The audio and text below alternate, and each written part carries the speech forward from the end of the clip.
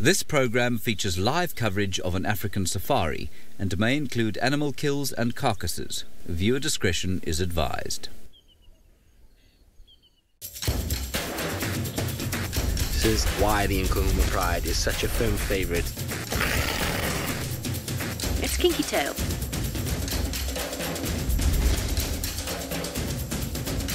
He just looks ready for a fight. This is still her territory. The Avoca boys are here to stay. How insane was that? Hello, good afternoon and welcome to this afternoon's game drive. This is SafariLive and we are doing it right from our studios right here in the Masai Mara. My name is Isaac and my cameraman is Manu. Today we're going to be talking about the beautiful Great Migration, and no better place to be talking about it than here in the beautiful Masai Mara. Here I have a sketch map of the whole Masai Mara, and what you see here is the Mara River that divides the Mara into two. Of course, it is dotted with crocodiles everywhere. This is our studio where we're broadcasting from, and the migration is down here. Just before I go any further, let me take you to our characters and see what we are doing in the last 1 week.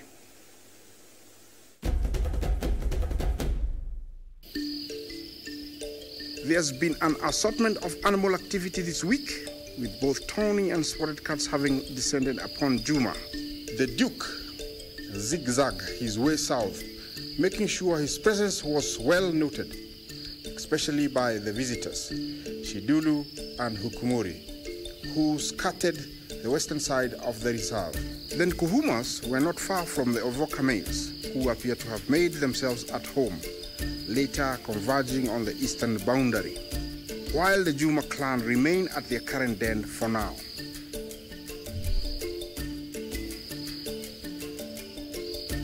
In the Mara Triangle, the Sausage Tree Prides movement remain minimal with their cubs closely in tow.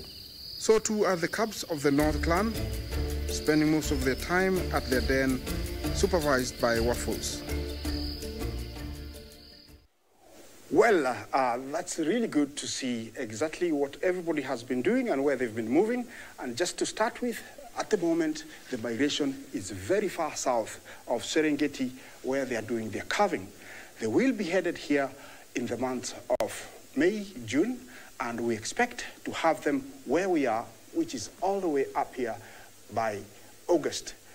When they arrive, these animals can all actually just go straight towards the eastern side of the game reserve, but for some reason, they turn around and come towards the west, stretching all the way towards the Olololo Syria escarpment. When they reach here, they have to cross the river, and the river does most of nature's way of cutting down the numbers. This is where all these mighty big Nile crocodiles await them, and when they come, they're usually followed by these many lions, nomadic ones, coming from behind, following them, making sure that they keep them on check. The Masai Mara is a huge expanse of land, about 1,500 square kilometers from the east to the west, but the Mara Triangle is only about 750 square kilometers, and this is where actually they stop to the west and head all the way to Aitong Hills, which is a long way up that way, and then they turn around, come like this, they come around like this, all the way down, sometimes crossing the river down here, and then they come all the way down, going back to the Serengeti. Before I go any further, let me take you to James so that he can introduce himself.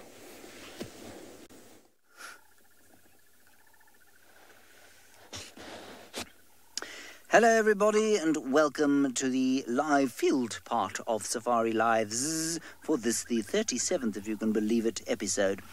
There is an elephant. He's very happy to see you. As you can see, he is having a celebratory dump. which is wonderful. My name is James Henry, and of course you are encouraged to talk to us during the course of the show using the hashtag SafariLive on Twitter or the YouTube chat stream. And remember, try and keep your questions and comments character-based if you can. That would be great. My plan this afternoon is to look for Tlalamba, a very important character on our show. That was not Tlalamba, that was an elephant. Tlalamba is a leopardess. She's just over a year old, and we think she's setting up a territory here now, or will set up a territory in the middle of Djuma, between her mother, Tandi, and her, well, totally unrelated rival, I suppose, in the West, the Duchess of the West, and that is Shidulu. So that's our plan this afternoon. My characters for the week were Tingana, who's my favourite leopard, of course, and the Nkuhumas, and we'll hopefully catch up with both of those characters as well. Definitely the Nkuhumas, not so certain about Tingana. So that's my plan this afternoon.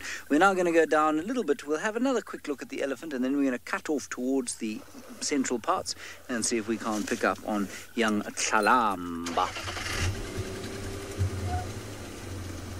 We have unfortunately got the rain roof on, and that is because there is a storm brewing. It is entirely possible that the storm will not come, in which case Senzo Mkize will, well, threaten me probably quite severely with my life, because I told him that he had to put his roof on account of the fact that I thought it was going to rain, which inevitably means it won't rain. Let's see where our elephant has got to.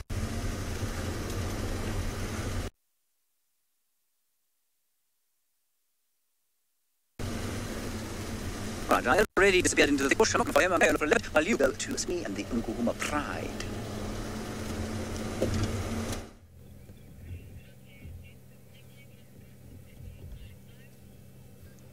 What a great afternoon to start with the Nkuhumas.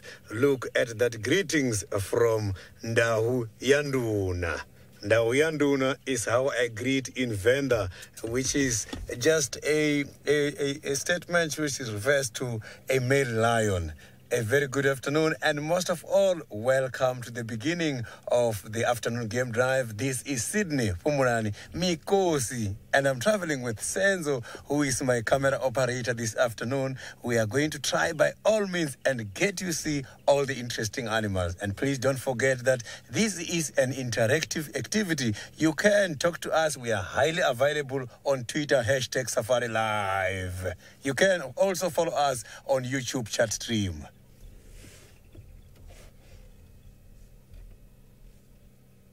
So you can see now is resting time. So the animals such as the lions are so much connected with my tribe, and they're also connected to me as a guide. When I grew up, the first animals I have learned, the first one, it was the lion, because I have been taught that how to greet is Ndahu Yanduna, which is a male lion. But now we have got Trishal, who is so very lucky with a cat.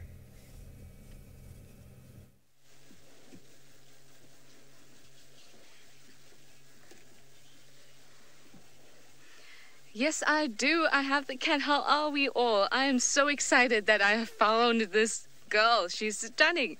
She's just hanging about in the tree. I've seen her a couple times now, and that just seems to be what she likes to do.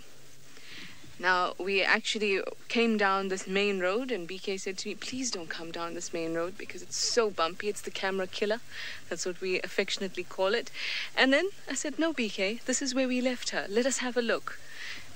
And nonetheless, there she is. I am Trishala, as you guys know, and like I mentioned, BK is on camera with me. And we are lucky this afternoon to find this girl. Oh, please excuse our rain covers there. The weather is a little bit ominous. The clouds are heavy and thick.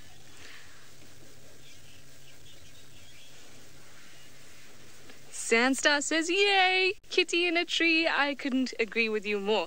I was so excited when I saw her sitting in that tree. Now, she is in a property. Ooh, can you hear that? That's the thunder. Remember I was telling you how ominous these clouds are looking? Like I was saying, she's in a property that's actually adjacent to us. It's called Arathusa.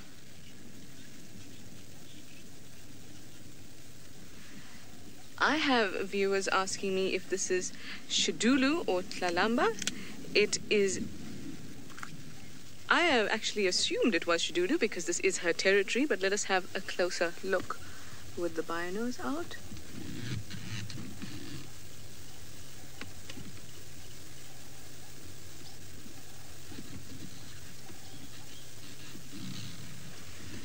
I think it is very unlikely that this is Tlalamba, given that it is Shidulu's territory.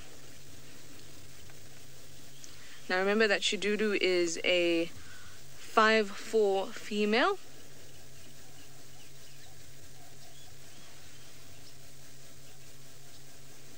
Whereas Tlalamba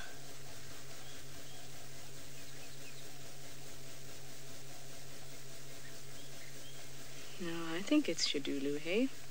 What do you guys think? Tlalamba is a 5'5", and she looks quite a lot.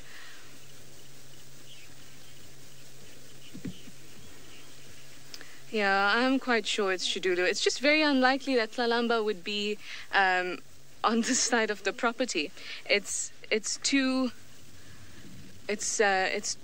out of her territory, and with Mum around as well, it's very unlikely that she would be here. So I am quite positive it's Shidulu, and I think that James Richard has confirmed it is in fact Shidulu.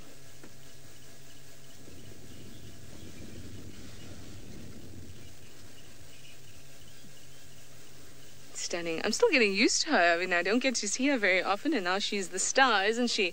It's amazing how some leopards come in and out of our lives, like Hosanna, and now Shidulu's coming into it. Anyway, I'm going to sit with this cat, no doubt. In the meantime, let us go over to Isaac in the Masai Mara.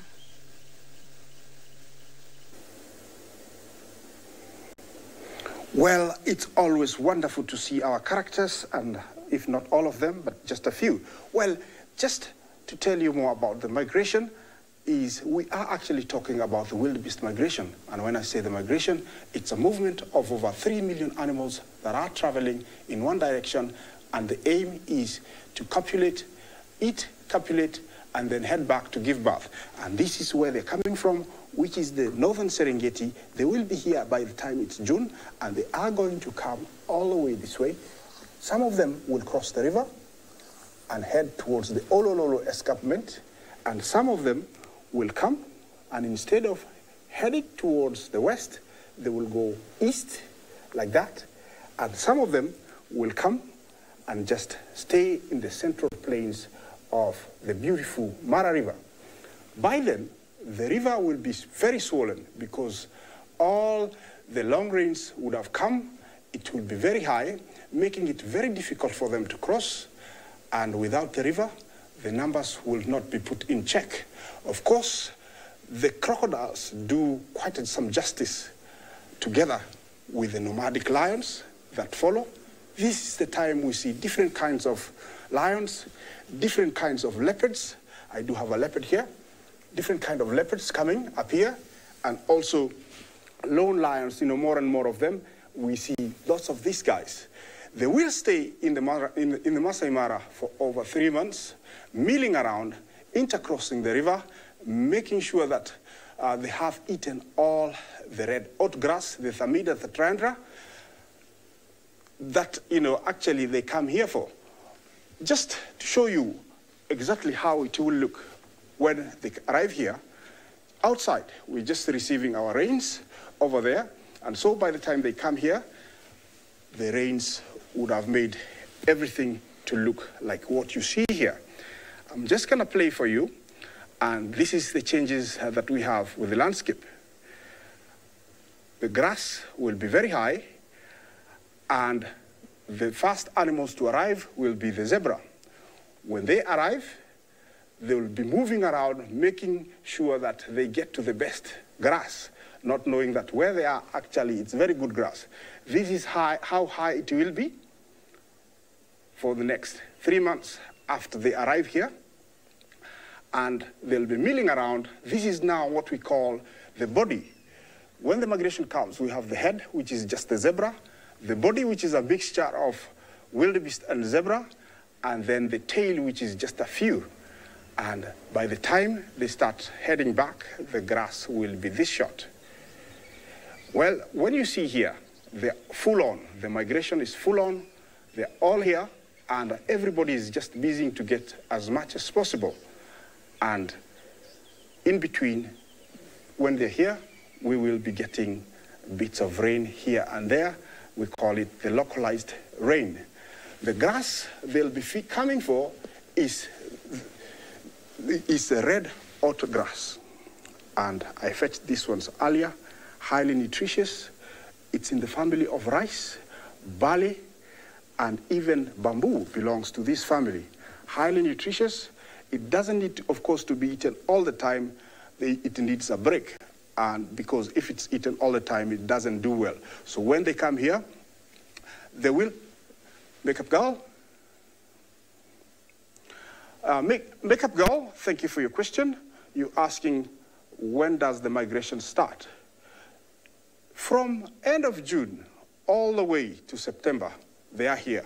But it has been changing quite a bit in the last about 10 years, and I think this is due to global warming. There's an year I saw it in May, but culturally, it used to start at the end of June, and it will be here, staying all the way to September.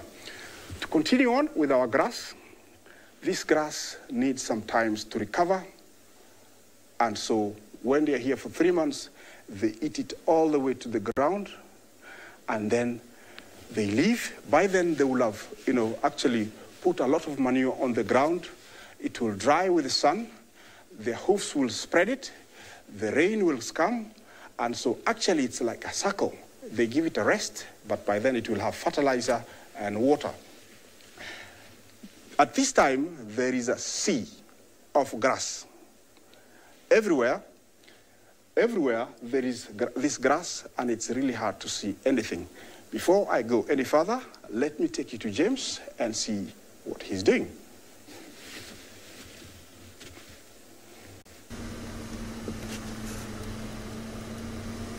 Yes, at last I am just driving. Everyone else seems to have succeeded. I have not succeeded just yet. We are looking for the leopard, Shalamba, but also there were tracks of a male and female lion.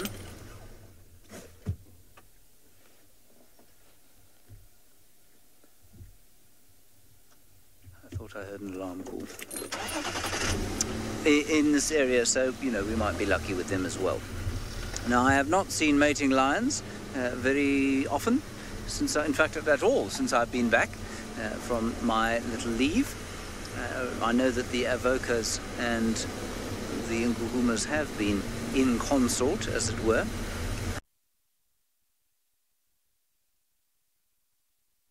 And I'm very that we've had so much lion action over here in the last little while, and it would seem that the Nkuhumas are spending a lot more time at Chuma.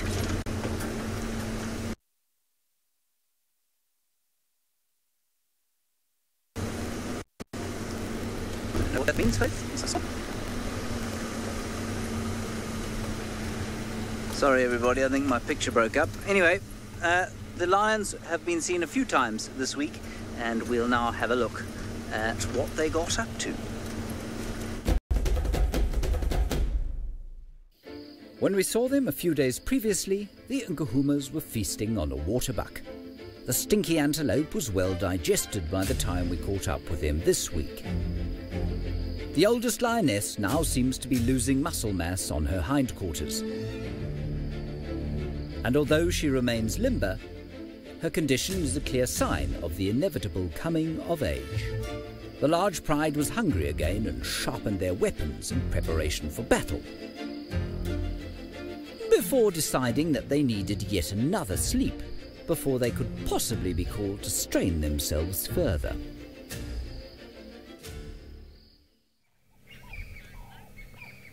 What a great sighting of the Nkuhumas. So I can see here at the moment some of them are still dreaming while they're sleeping here. Something has just happened now. It's just that now it's done. These animals, some of them are snoring. They are snoring so very much loud.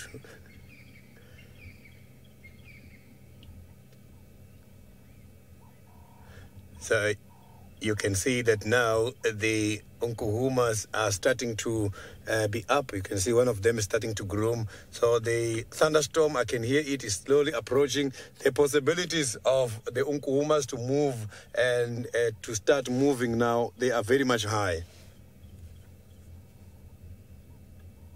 So I can hear the thunderstorm drumming a lot here, not very far away from where we are.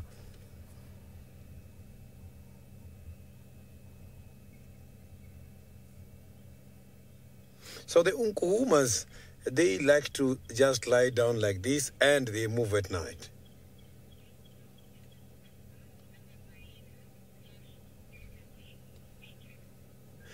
Be truthful. Let me be truthful on that question. The unkuhumas and the hyenas, I am not too sure if there has been any kind of a tension recently. But I know between these lions and these hyenas, there's always issues. Not long time ago, we were lucky to witness the avoca targeting and going to take over the hyenas scavenging some of the food by the hyena den.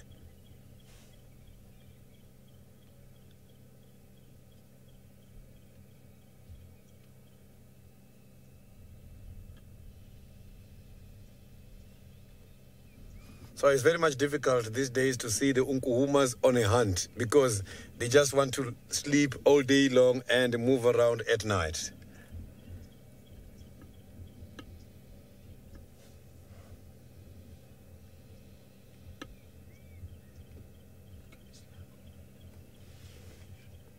So these unkuhumas, they only get excited to hunt when there are buffaloes around.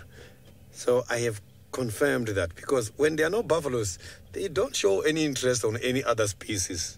They are very much interested on buffaloes, although there has been spotted feeding on the other different species, but their most interest here is the buffaloes.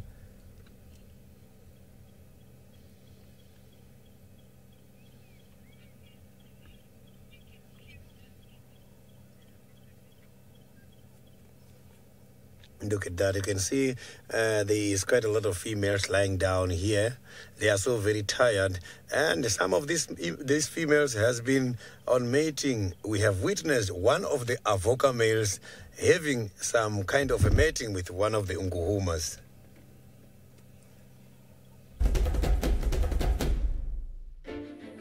A number of unkuhuma lionesses have been mating with the avocas of late. At this time, it was the youngest lioness turn. Not for the first time. She withdrew from the pride and found the dark-maned avoca. The first few attempts were evidence that the pair has not been mating for long as the lioness sprinted away after every attempt.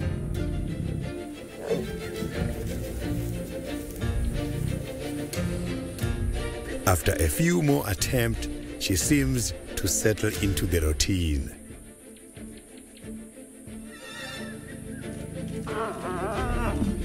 The avoca seemed pleased with himself,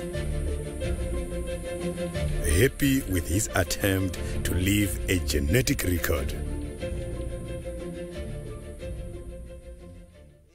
Avocas, it looks like the avoca males don't have quite a lot of competitions when it comes to mating here in the area, as every time when there's a female on heat here by the unkuhumas, is them who are mating. I haven't seen any other coalition coming to challenge them at the moment, but I'm sure in future some of the other coalition in this area or from the neighboring areas might start to come in when the females are on ostrich. So that is normal. The male lions can be so very much nomadic and they can just move around here looking for an opportunity. So I am sure by this stage some of these females are pregnant. We are just waiting to see what is going to happen. And now let's go to the mother who is nursing the cubs at the moment.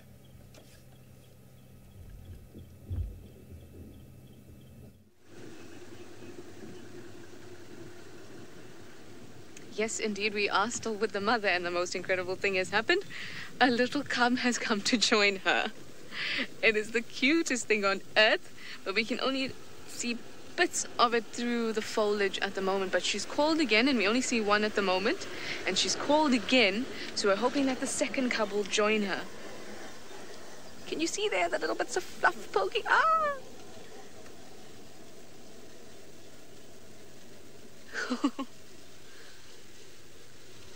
Too sweet. And we were actually talking the other day about whether they'll climb up the tree. They're so little. But indeed, this little one climbed right up that tree. No problem at all.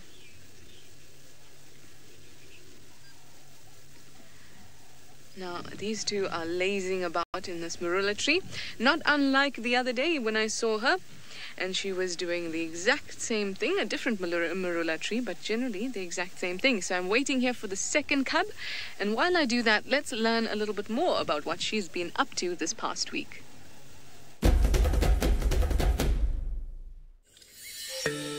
The Duchess of the West reappeared in Juma, notably with no cubs in tow. She scampered up a tree, striking fear into a pair of nearby hornbills. She moved even higher and scanned the horizon from her new vantage point, carefully assessing her territory. Dissatisfied with her options, she dismounted and took to the road, no doubt to plot her next move.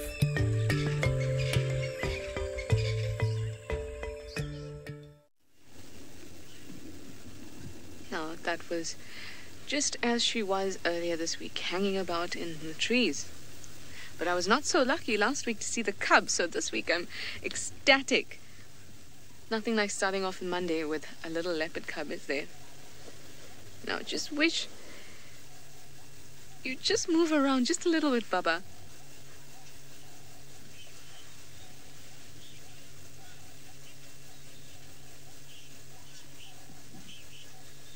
Vivi would like to know which Dulu around is it worrying that we haven't seen Tandy? Not particularly, at least not yet. Shidulu occupies a different territory to Tandy. Tandy is basically the central sort of area of Juma, whereas Shidulu is more the western boundary and into the neighboring reserves. So their boundaries don't overlap, and with that happening, they both have their space. There really won't be an issue unless one of them cross each other's boundaries. So yeah, it's not terribly worrying. Tandy is somewhere. I know she has been leaving Tlalamba alone for longer periods of time, but that's exactly what needs to happen. And Tlalamba is growing up into a very capable young leopard rather, or leopardess. And she will inherit part of Tandy's territory. So Shidulu's got her own space on the western side, and it really is not a bother for her. But it would be interesting to see the dynamics if they had to cross boundaries. Oh, is there a little foot that just popped out there?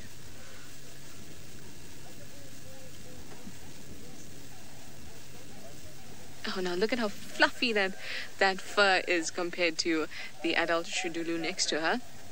Or him. We're not sure the sex of the cubs just yet. It's quite hard to tell really the sex of any animal when they're quite young, unless they are very sexually dimorphic. That means really different looking.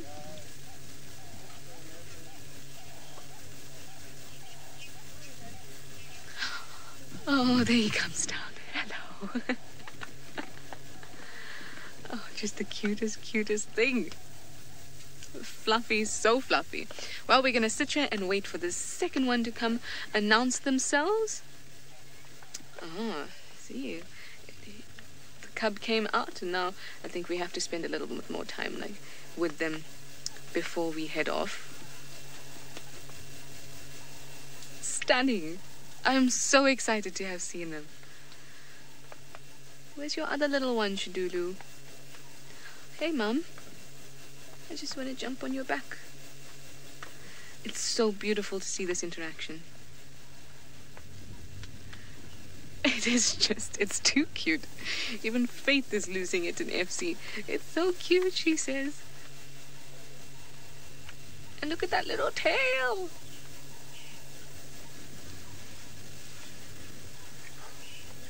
May, oh, look at your stunning eyes. May wants to know how old the cubs are now. Well, the cubs were thought to have been born in December. So we'll say January, February. I would say 2 months and a bit. We're not sure about the date in December. So I would go for 2 months and a bit. Tiny thing. Now look at that fur and how fluffy it is, because that needs to insulate that cub really well. It's sort of like down feathers in a chick when you see a bird chick, and you know that the adult plumage is really different to when they're chicks, and it's because they need to be well insulated because they're young. Just like that, these little cubs need to be well insulated and kept warm.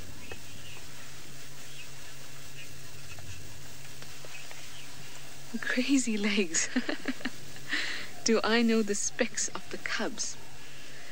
I was just thinking, 6'4", muscular build, dark, handsome. No. Oh, sex of the cubs. I thought specs. No, we don't know the sex of the cubs. That's what I was talking about a little bit earlier there. I'm not sure the sex of the cubs, but the more they grow, the easier it'll become to tell. But speaking of the specs of the cubs, at birth they would have been between 400 and 600 grams. And at about 3 months, they would be about 3 kgs. So we are probably looking at about almost 2 kgs, I would say. But can you imagine how tiny that is? You just scoop him up. And already engaging in such leopard-like behavior. Really is the sweetest thing. Oh, look at those eyes. Oh.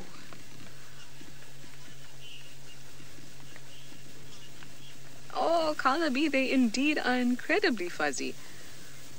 And look at those eyes. Those eyes look like I'm new to the world. This is all new to me. Big, bright eyes. Absolutely beautiful. It really is a pleasure to watch these cubs. But I'm really waiting for the second one to come out. And she had called, so we found her when she was by herself. And then she called. And I said to BK, let us look around in the grass and see if we can see any bits of fuzz. We didn't see too much, and then this thing started crawling up the tree. Oh, look at this. Doesn't this remind you of those mum and me kind of hand stamps that humans do? And now you get this one of paw and paw, big paw and little paw. Can you see it just there at the top? There's a little paw dangling. Absolutely stunning. Of course, I'm going to be sitting here for much, much longer, and she will keep us thoroughly entertained, I'm sure. In the meantime, let me send you over to Isaac in the Masai Mara that has been waiting patiently for you guys as I've been hogging all of the attention. There is nothing like leopard cubs. Always super beautiful, always super cute. Back to the Mara and about the migration.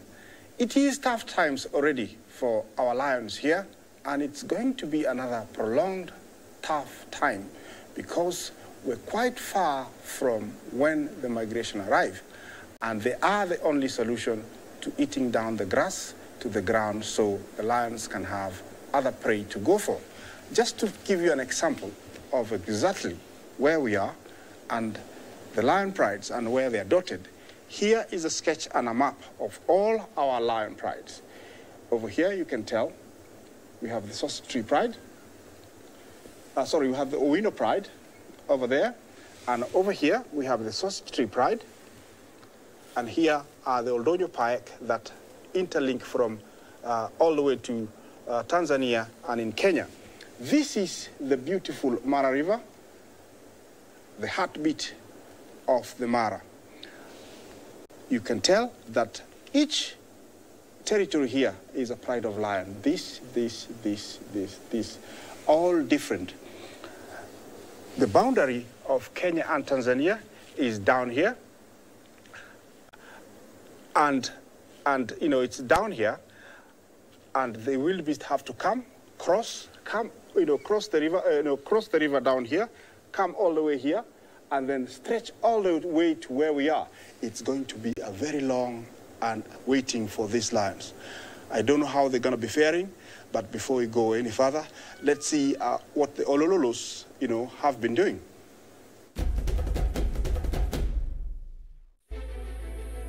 The Olololo pride seems to have been spread in search of food. Coming back together, the pride showed affection as they banded together, hungry and determined. Although numbers remain in their favor, inexperience can be a problem, especially when they are face to face with a defensive herd of buffalo. Partly brave and partially ignorant, one of the young males took charge, standing his ground against the aggravated herbivores.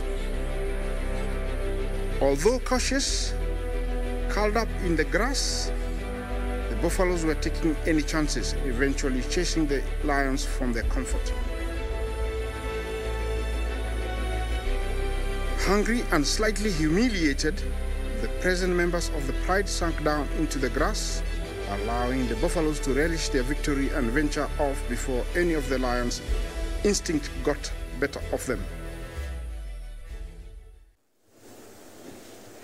Of course, you have seen them, how hungry and inexperienced they are.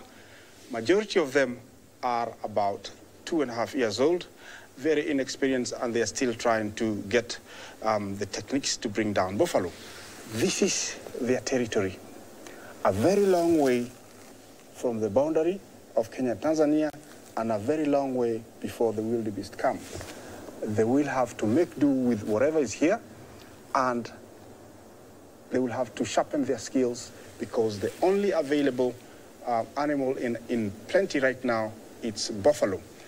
What else is to be found here is warthogs, a few eland, giraffe, and hippos. The grass is very high. It's making it very difficult even to see the warthogs.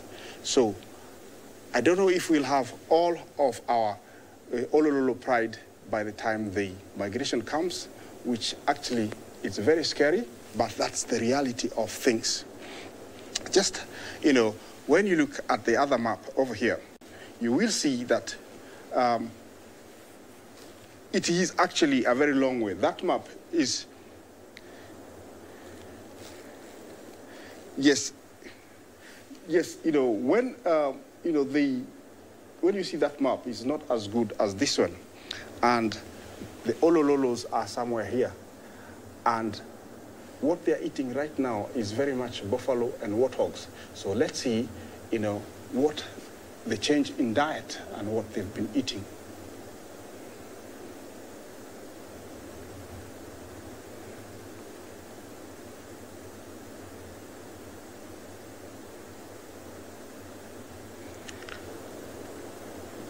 Okay, I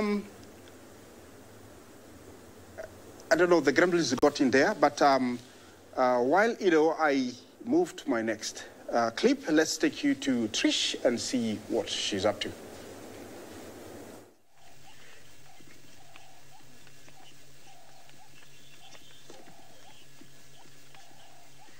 Oh, this cub is having the time of its life. It has just slinked its way down a very unstable looking branch. We actually all kind of gasped thinking it's going to fall out of the tree, but no, it proved exactly why it is a leopard. Can you see that little branch dangling to the bottom there? It's all the way down, but held on tight, and then he made his way back up. Now, it's kind of just giving Mum a bit of a lick, and it was also biting Mum. Oh, there we go. And Mum is not even, just like, yes, yes, you go for it, you go for it. Oh. Now all of this is really, really important for their development. going to be biting, going to be scratching, climbing up the trees, falling out of the trees.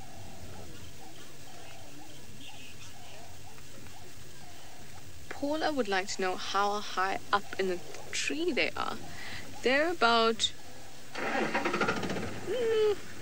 I'd say about 2.5 meters or so up into the tree, maybe 3 meters up into the tree. I'd say 2 meters, so 3 meters.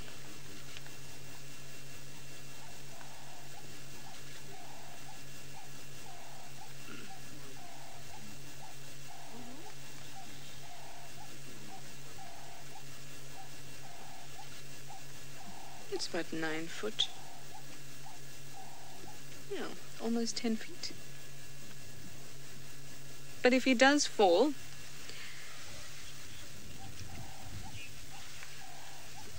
if this cub does fall, very likely that it would be on his feet, or she would be on her feet, just like a house cat, very much like that. Now, Rosalind asked, for how long will these cubs stay with mum? Well, the most common age is for about 18 months or a year and a half that they will actually be with the mum. At a year and a half they're independent. So before that they're still partially reliant on mum, if not totally. Well, if you look at Tlalamba, she's still sort of reliant on mum. She's still associating with her. She's not completely independent yet.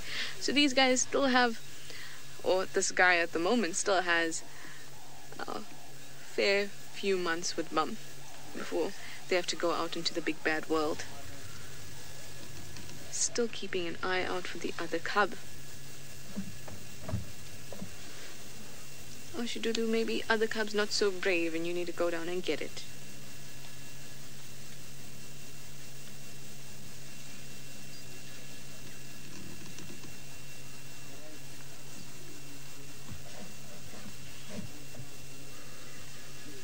So pretty. So pretty.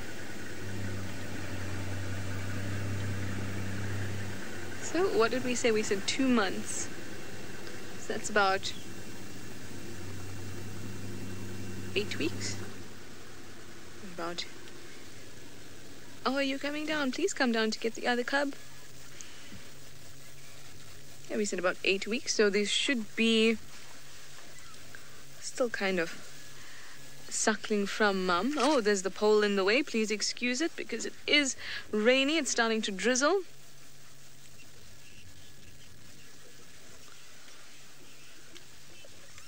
A very interesting question, Minamu. I'm just going to reposition quickly so that we don't have the pole in our shot of Shadulu. But Minamu, you asked, at what age did they start climbing trees? Well, I was quite surprised because at first I didn't expect them at this young to be climbing the tree. Please excuse the pole again. But it seems even at 2 months old, about 8 weeks, they're climbing trees already. I would think any time after mum sort of kind of takes them out. I mean, for the first week or so, they're still very vulnerable and their eyes are opening, not quite open. So I would think in that time, not able to climb trees, but as soon as they're more mobile and agile, definitely. I mean, with the strength and sort of coordination that this last cub just climbed up the tree with, I wouldn't be surprised if he or she was able to do this a couple weeks back, because it looked very well practiced. And very well camouflaged, obviously. Ooh, we've got some lightning in the background as well. I'm just going to have a good look with my binoculars if I can see little one.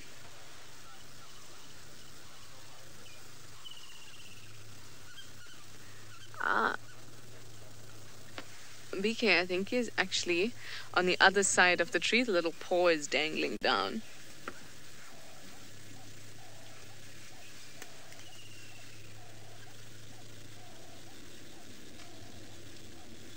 Beautiful. Oh, well, there we've just been joined by other vehicles at the moment. Everyone just wants to take in this wonderful sighting. Absolutely beautiful. In the meantime, let us have a look at another leopard that we're very well versed in, and he may well be the father of these ones. We call them the little hukudulus. So let's see what he's been up to these last few days.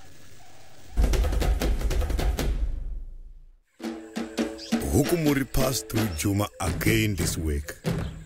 After lying low for a short while to escape the heat of the day, he finally stepped into the light, announcing his arrival with some scent marking.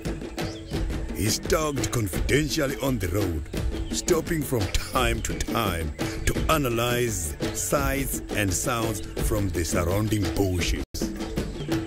Hukumuri's eyes makes his stare particularly penetrating. He couldn't resist trying his luck for his favorite meal. After some careful stalking, he decided to retreat. His patience pans firmly in place. He settled down to play the waiting game.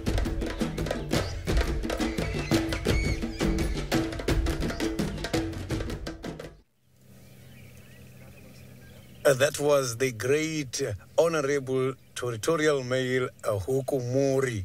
Hukumuri, as we are talking now, is assumed that he's the father of the calves that we saw there now with Trishal. And these beautiful spots for the leopards, I like them, and they're so very much related or connected to my tribe. During the inauguration of the chiefs, the kings, and the headmen, they have got to wear something which has got the spots like the leopards, as the leopards are considered the good rulers. That is why today I am wearing these artificial leopard spots to try and spread the message that those tribes who are still believing on leopards, killing the leopards for their skin, for the inaugurations and everything, they can do these traditional ceremonies, make use of the traditional skin, the traditional markings of the leopard. So there's quite a lot of African tribes who does have a lot of beliefs on leopards, such as the Zulus as well as the Shangans. When the Zulus and Shangans are doing their traditional wedding ceremonies, they wear the artificial and they wear something which is much more similar to the leopard skin.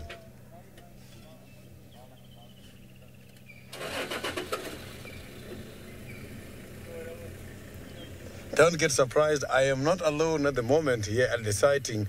I am with some other people. We are both enjoying this great sighting of the Unkuhumas.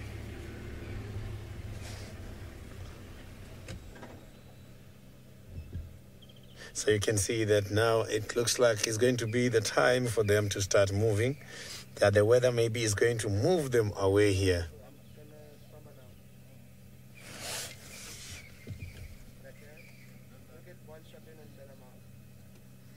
So unfortunately, the big cats, they've got to moisturize their front legs in order to clean the face.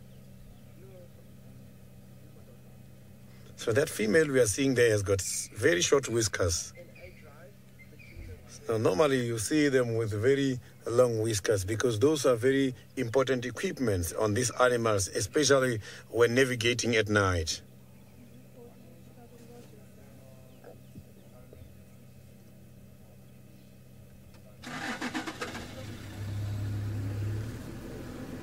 You can see there was a very nice claw. Look at that.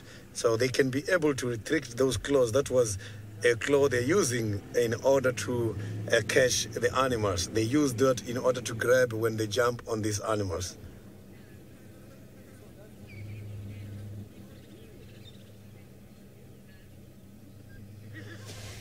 The females can be very much protective when having the cubs, so I don't think it's going to be very easy for the Mangeni male to access the cubs because of the following.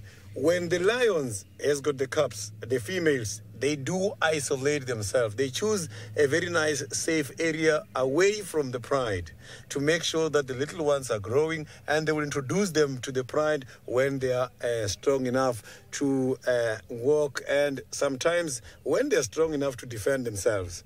So you will see here what is going to happen is that we are going to lose the few females here. All the females who are pregnant are going to identify the different areas in order to give birth and then look after the little ones until their little ones are ready for exposure. So at that time, I don't think they will be allowing any of the males to come closer because they know the consequences. And they are very much aggressive when the little ones are born.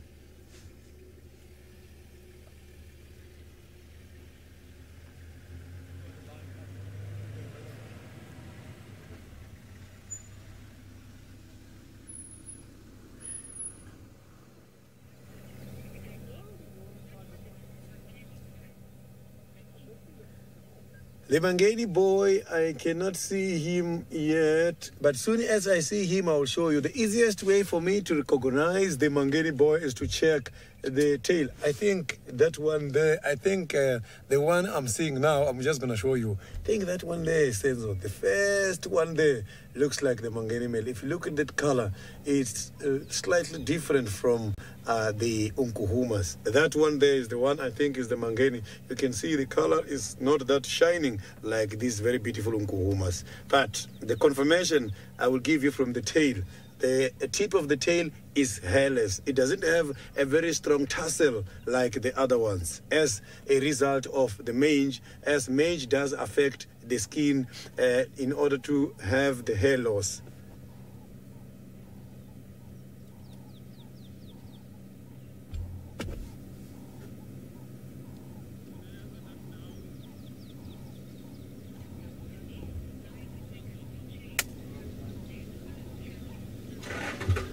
So now let's quickly cross over to James. James is on a trekking for Talamba. Talamba is one of those young female leopards who has been exposed while they're still very young by themselves, by the mother. But I must say I'm extremely excited that Shidulu and her little hukudulus have been found, and how wonderful that Trajala got to experience that. So I'm very pleased that all of you have also got to experience that. I now hope perhaps I will also have the experience sometime in the very near future. My present is currently very dry on the work front. It is not dry on the weather front, however. I have had 3 drops of rain. Craig has had 5, and so the deluge has almost certainly just begun. No tracks of Tlalamba, no tracks of Tingana either. Tingana, however, has been inspired back to his old ways, I think probably by the presence of Hukumuri.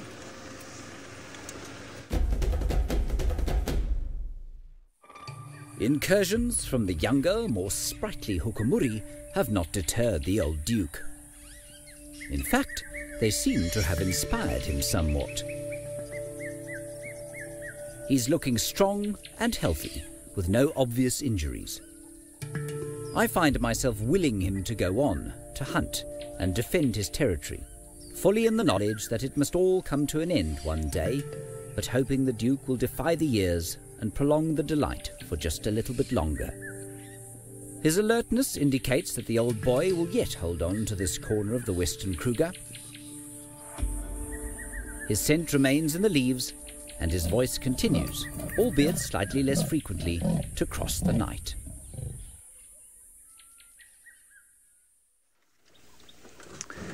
So that's what he was doing this last week. Now, as I said in that clip, I'm not sure how long it's going to go on for.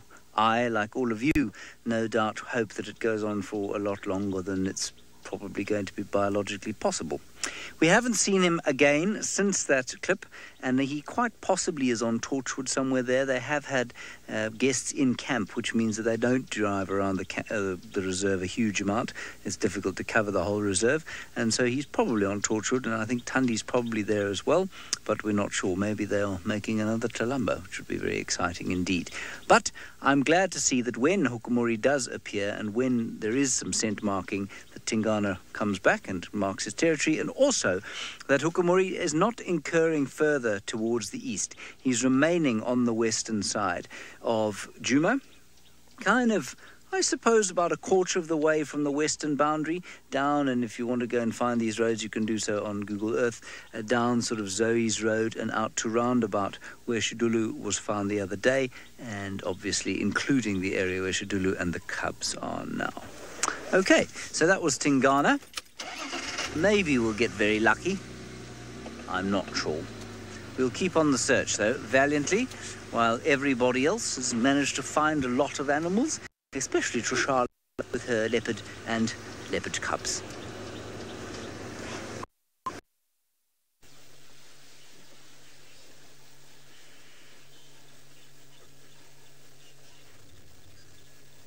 No leopard, no cub. She has moved on. I have the feeling. So what she was doing is she's called the little... It's a very, very soft call that she'll use to get her cubs, call her cubs, and when she started calling, she jumped down, she started calling, she left the little one in the tree. So I'm thinking that she's going after the second one, or she's looking or calling for the second one. Now, they both seem to be below. Okay, let's maybe try and reposition and see if we can see them. And do you remember we were talking about climbing the tree and all of that, and then we said that he was doing it quite well? And I actually saw the exact technique that they use. They kind of go round the tree. So they're using their claws for traction and then going round the tree. And that's how he makes it down. Not in the same way that Mum does. Anyway, I am repositioning. I want to really get a better look here. It is awkward. It is on a main road. In the meantime, I will send you back over to Isaac, who's having some very, very interesting discussions with you all. Well, it is raining. It's what they say, it's raining cats and dogs here in the Mara. I think it's the beginning of the long rains. They usually come from the months of March, April, and May, and this is what makes the grass grow and life flow in the Masai Mara. It is amazing that, this is part of cycle of life. And back to migration, let's play a clip here of how the dynamics change and what happens when the wildebeest are heading. You can see here the wildebeest are heading back, and this poor cheetah is standing there waiting for something smaller. The grass is very high, making it even hard to see the lions. This is how it is just after the rains. It is very high and very few animals. I'm going to stop this here and let's see and discuss this a little bit more.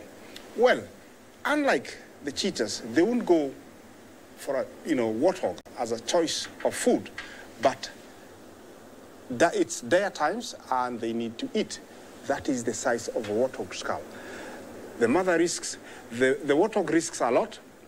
If it gets an injury, it means it's the end of those cute cubs.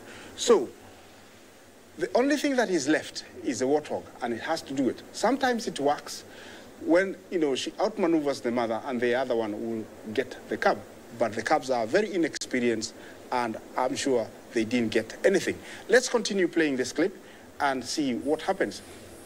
Here, poor mother. She has defended, her cubs. The cheetah is going to go for another day without eating. The grass is very short because the wildebeest have gone. Okay, let's stop it here once again. This is not their choice for these lions. These are the olololos. But the only available are the big game. The zebras and the wildebeest are gone. Only left is the giraffes, buffaloes, and warthogs. This is how it would look. And let's continue playing and see what happened. You see, let's stop it once again. Although it was a perfect ambush, didn't make it because I think she misjudged the distance and she lived another day without eating. Let's continue on and see what next, you know, they have to go for and the struggles they go for. Yeah. Now, the wildebeest have left and the animals are starting to come back. The only animals left are buffalo. In this case, they have to live on them, and these were the sausage tree pride. They managed to do what they are best in doing. So, the migration plays a very big role in providing food to some of our largest and biggest cats. Just to show you in size of how, you know, in size, you know, whatever they need to eat has to be their size. Here I have different skulls of different animals. And here I do have the tiny cheetah. You see the mouth, it is rather quite small.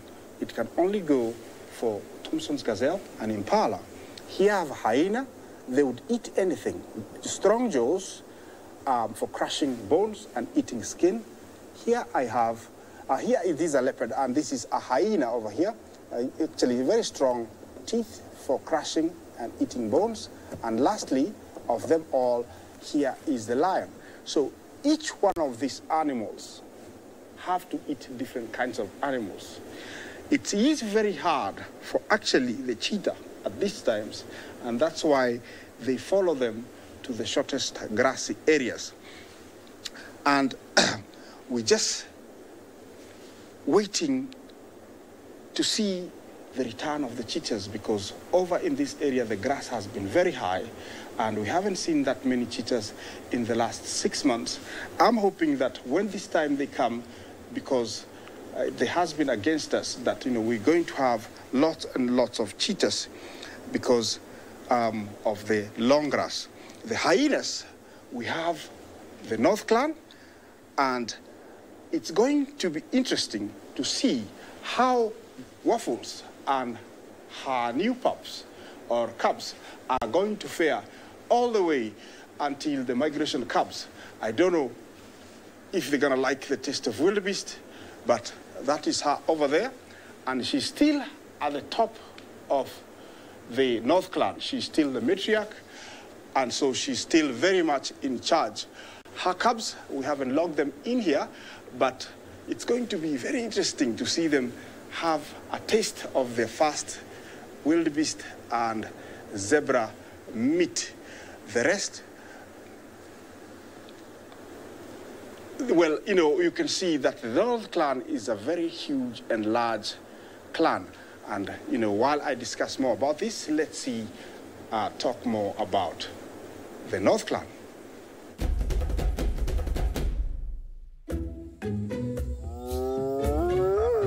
The North Clan were summoned back to the den after a long day out on the plains. They exchanged pleasantries before settling down for the evening.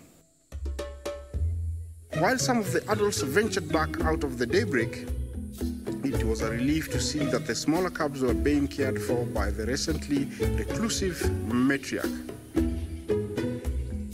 With hyena cubs' endless energy and constant curiosity, Waffles used her wisdom, bringing over a hide to keep them busy.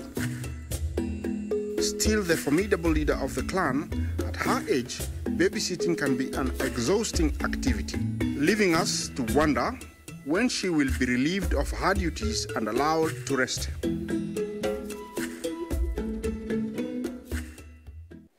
Well, of course, it was such joy to find Waffles. We hadn't seen her for quite a long time. She had moved dens like 3 times, and it was very nice and wonderful to see her babysitting, you know, after a very long time. Of course, hyenas play a very big role when the migration come. Second after water, they do make the highest impact in reducing the numbers. And apart from that, they actually, the main sanitary crew, I call them, taking care of those old carcasses and cartilage that no other animals can eat.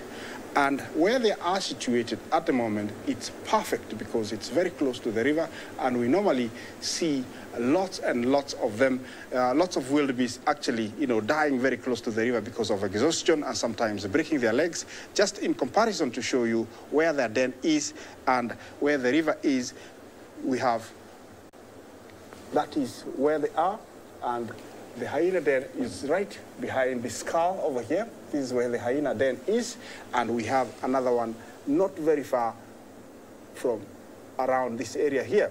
The river is down here, so they're going to make a very big impact in making sure that those ones that get injured close to the river are taken care of.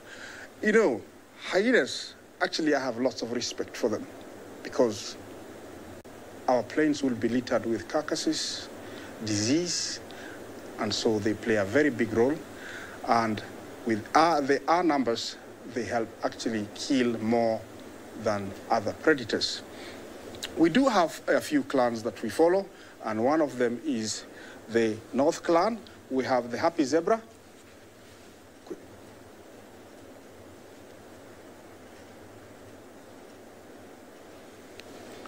Debbie, you asked me how many wildebeest cross the river during migration.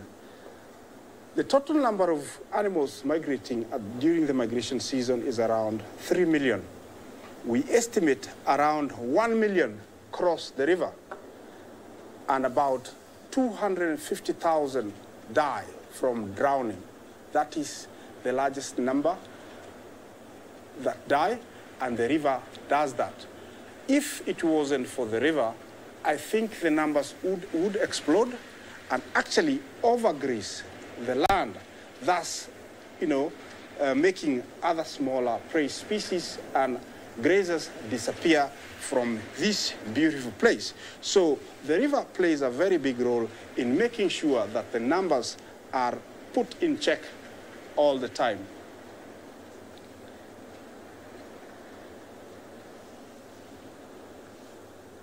Carla, yes, it is true. They die, about that amount every year. Just to take you, how much are born every year, it's around 400,000. And so if you imagine, if the river didn't do that justice, the numbers would explode in just about 10 years, which would make it very, very, serious for other game. But yes, Well, we talk more about the wildebeest and how they're moving and crocodiles. Let's take you to Trish and see what she's up to.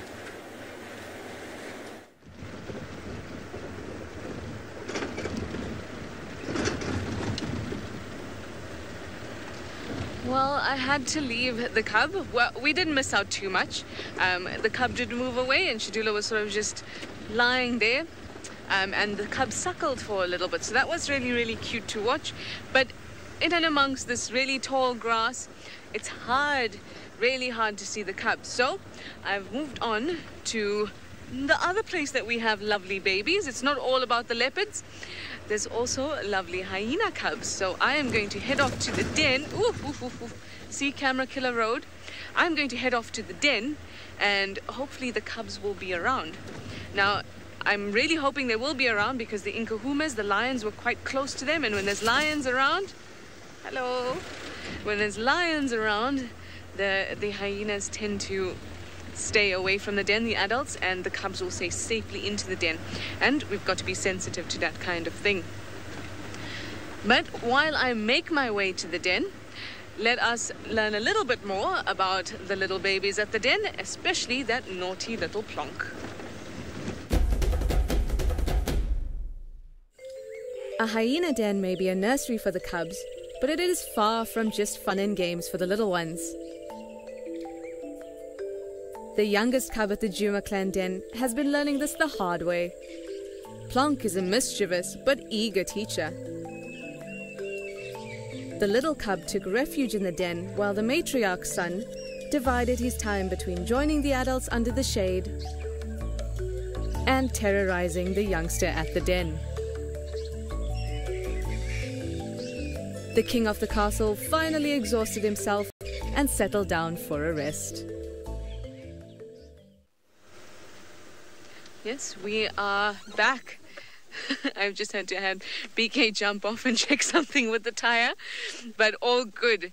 Anyway, isn't that kind of sweet? I think it's very sweet the way Plonk behaves with the little ones.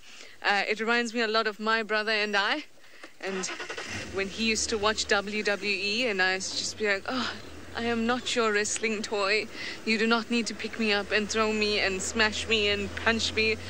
But that's just the way that little ones are together. So I think it's all very, very cute. And all of that will contribute to that youngster, the really, June's two youngsters, to be big and strong hyenas. It's all part of the fun and games. Definitely. Oh, still on the camera, Killer Road, you can see vibrating along.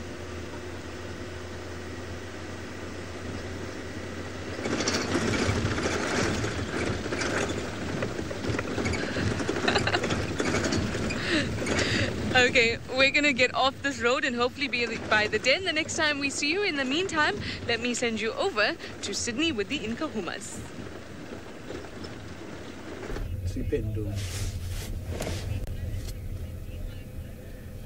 The Nkuhumas are not even worried about the weather changes. At the moment, it's getting very much dark. The possibilities of rain to come at any time, they are very much high at the moment. And by looking at these animals, the thunderstorm is so making a lot of noise, but they're not worried. They're just sleeping here flat.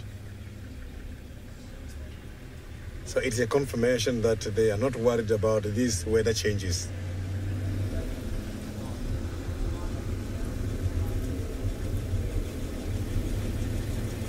So I'm sure this weather is cooling down their body temperature nicely, as it has been very hot this afternoon and now it's getting much cooler. When it's getting cooler like this is when these big cats are going to start showing off.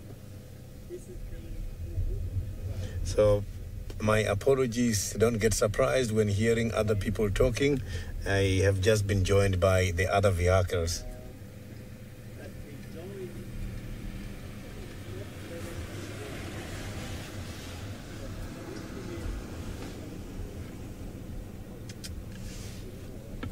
So these Nkuhumas, yesterday they did not show any sign of hunting.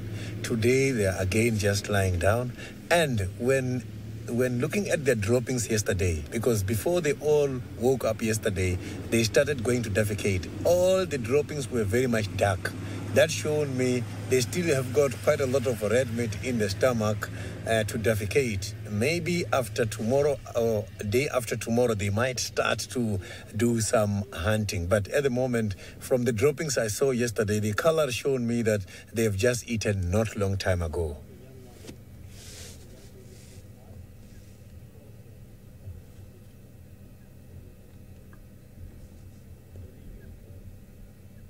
So look at that one now. It's grooming the Pride member.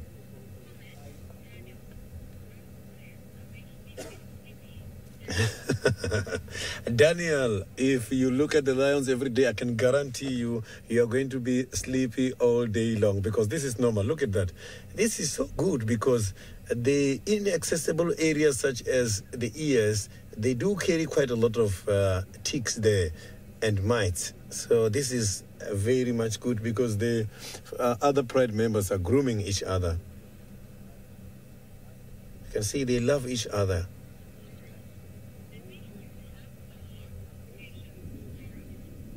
Laura, thank you very, very much. When it comes to these big cats, I have got to look at that. Look at that. That was amazing. So when it comes, Laura, to these big cats, I have got to be patient. If I'm not patient, I'm not going to see anything interesting. The cats, as usual, they sleep during the day, and now is when they're going to be active. So I've got to wait until the sunset in order to see something interesting.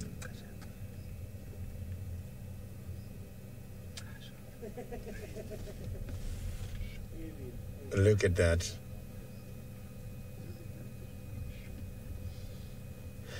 So you can see one of the female is just opening the hind legs, which is good in order to chase away the fleas and other kind of insects they've got or parasites they've got there.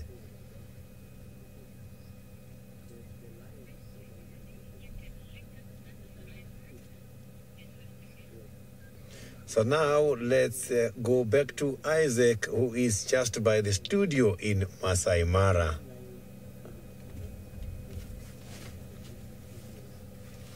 Yes, those lions are making me sleepy, but I won't sleep. Well, to continue with the migration topic, it would be nice to see what happens when the migration goes, and we're talking about the disappearance of certain species. I'm going to play this clip, and I'm going to stop it every now and then, like here. I'm going to stop it right there for a little bit and talk about cheetah. Well, just before the migration, the grass is very high and it's almost impossible to see the cheetah. But after they leave, then the cheetah appear, and the main reason they love shorter grass. And also what they eat usually comes back and feed on the shorter grass. Let's continue playing this clip and see what happens. Here, you can tell, I'm going to stop it right here.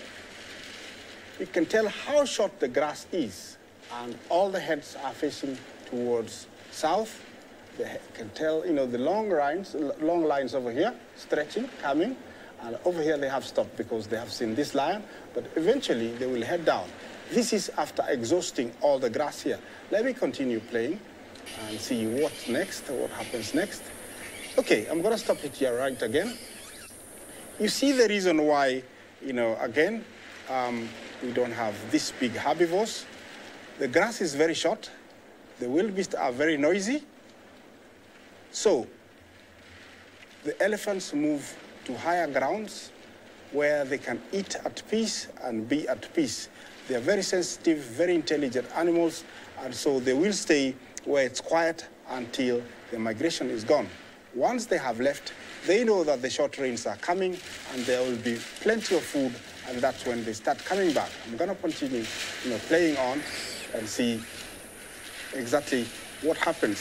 So over here, you can tell this is just at the beginning of the short rains. Now, the buffaloes have come back.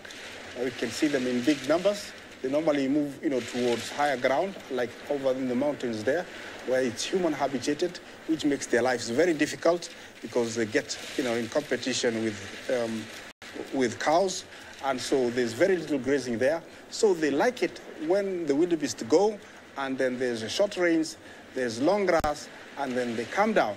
I'm going to continue playing it, and you can tell how lush and green it is. Combination of elephants, eland, ostriches, and buffalo come back. You can see an added advantage. I'm going to stop it there for a little bit.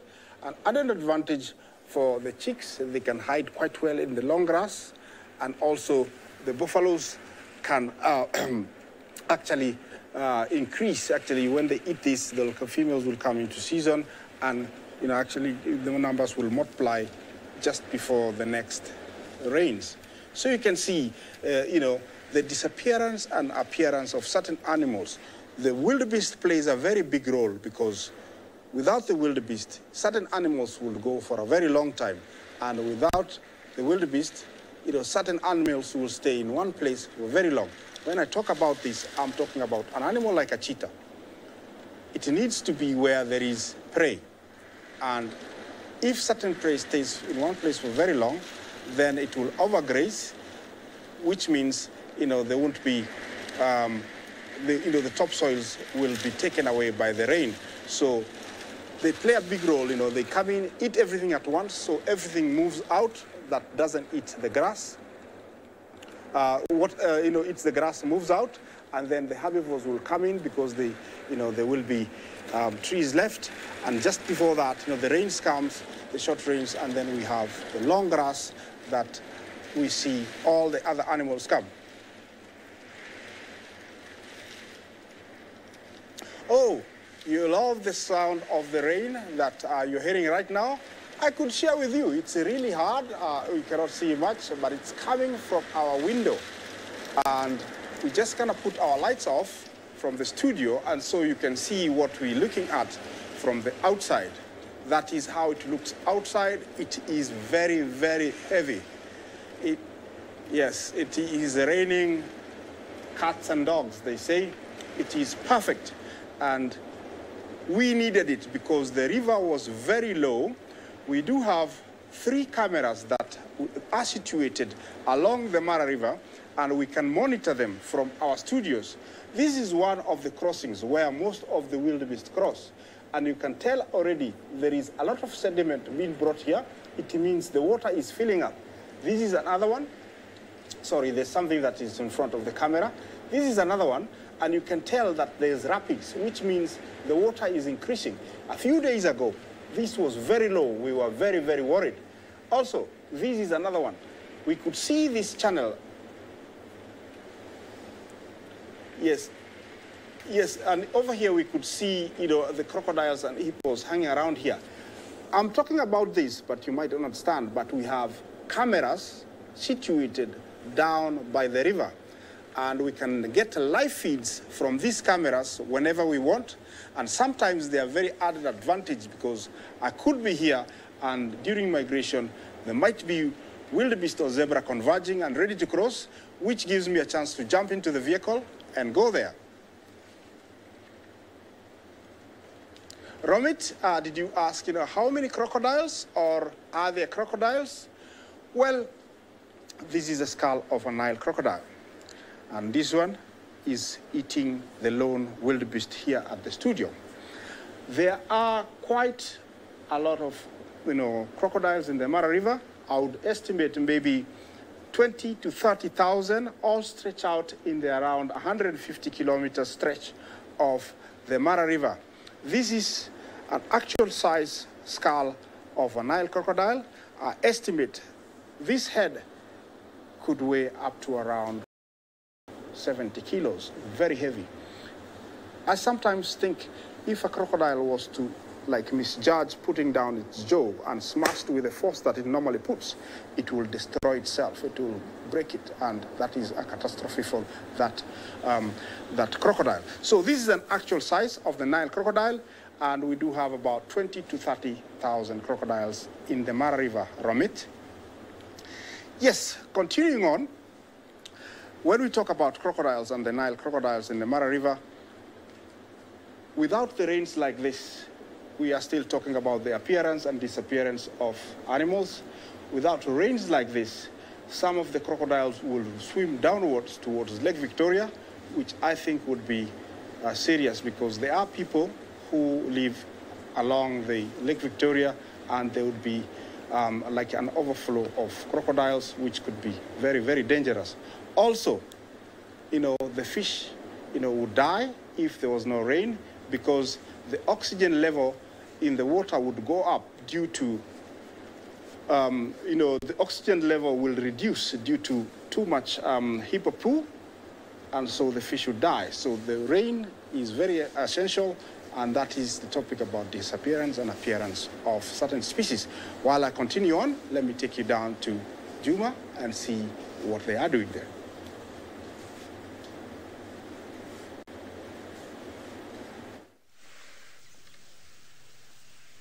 Well, I have made it to the hyena den, but before I get on to the hyenas, let's just talk about why I had to leave that cub sighting. I'm so sorry, everybody. I know it's horrible. I wanted to stay very much longer as well, but other people do want to enjoy the sighting as well, and for the sensitivity of the animals, we try to limit the amount of vehicles that are there, and we had a good run with it, I thought, so it was not too bad. I know it's upsetting. It was upsetting for me too. It was upsetting for FC also. But that doesn't mean that we won't see them again. We will definitely see them again. I think she's been hanging around that western boundary. So I think next drive, tomorrow, we should go looking again. So please don't be upset. Please, please, please don't be upset. I am upset just a little bit, but not a lot, I promise. Anyway, I hope you guys understand that, and I'm sure you do. It's all about the sensitivity to the cubs. So we are here at the hyena den. Oh, please excuse this horrible pole. But as you can see, oh snap, did you see that lightning go across the sky? That was quite incredible. But here we are at the hyena den.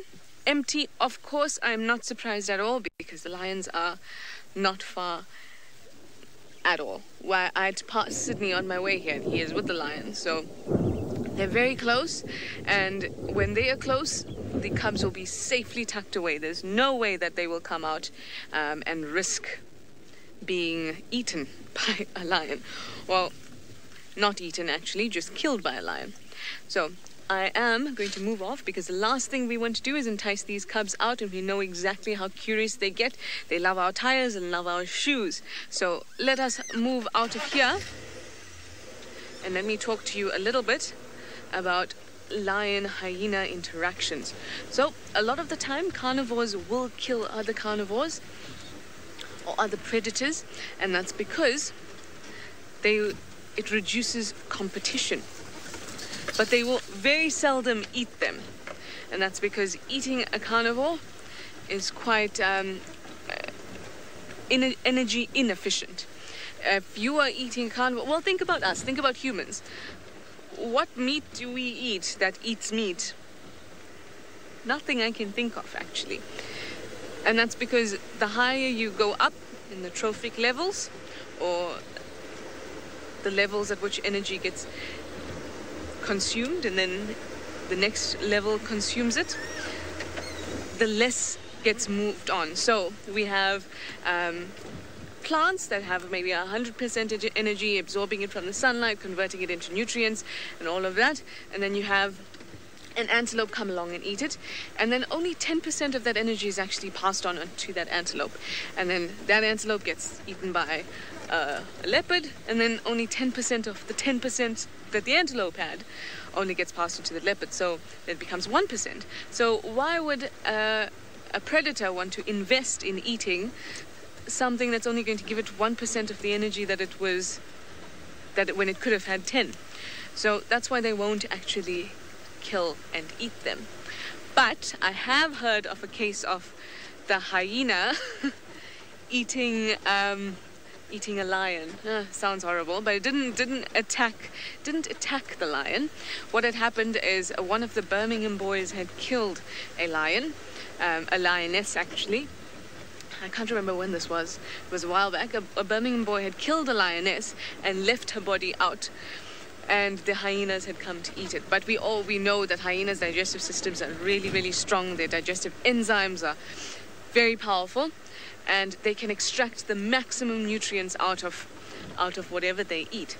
So where the hyena would have got maybe slightly more percentage out of that animal, another lion or another animal would not have. So you can see why they want to be far, far, far away from those lions. Don't want to be attacked. Anyway, I am heading out now.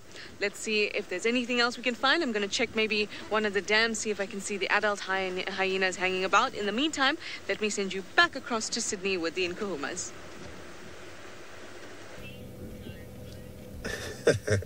Look at that. So now one of them started to defecate, so they might now stand and go for a short distance just for defecation purposes. I can see they're now starting to be very much active.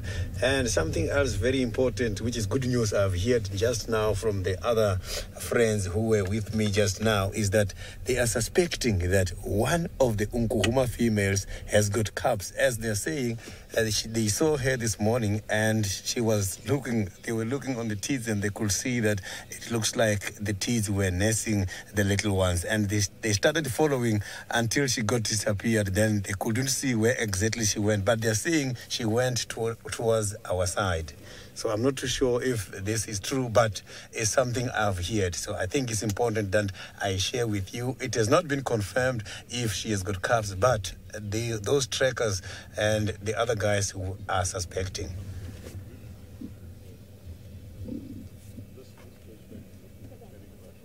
So you can see now is the time. Patience is virgins. Oh, listen to that. This one wants to vomit. Let's see. Oh, that one is vomiting. You see, normally when this animals has got problems in the stomach, they eat grass in order to vomit. So it's very much important for them to vomit so that they can be able to get rid of the indigestible materials such as the hairs and also the bones. So, yes, this, I'm sure, to some of the viewers is something not nice, but to that lion is important. So, because we are showing you how these animals behave, unfortunately, we must have to show you all these different kind of behavior.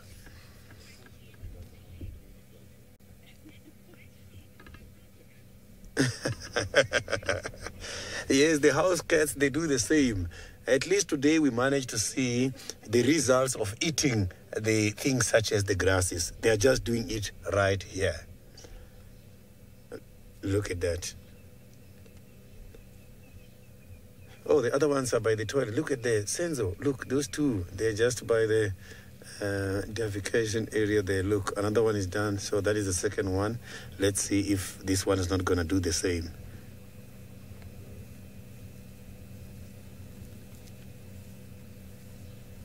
So let's see, maybe one of them is going to join and also defecate.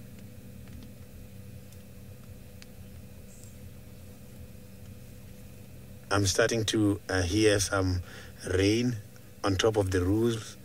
On top of the roof, it is drizzling. I can hear that the rain is about to come. So I can see another one is also defecating there.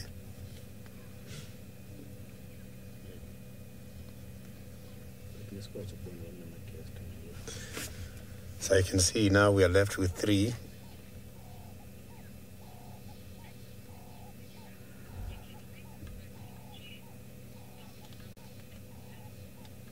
So now let's go back to James, who is with a very beautiful spotted animal. I don't know who that animal it is, but he's having something like this, something spotted. Can you believe it, everybody? Craig and I have managed to find an actual character. If I'm not mistaken, this is Pretty, I think. But I could be wrong, so I'm happy to be corrected. But it is a character, a member of the Juma clan, lying here in the road, very excited to see us, as you can see. Now, the reason I say this is Pretty, mother of the 2 oldest, although they're 2 oldest, yes, the 2 oldest cubs of the Juma clan den at the moment, is that she's got a great big notch out of her left ear. We can only see her right ear at the moment. And she is not dead, although she's doing her very best impression to show that she is dead. She is, in fact, alive. You can see her breathing. Now, I must say, it's not that common to have hyena sightings like this, because normally they get up and move off. There we go. There's the great big Nick.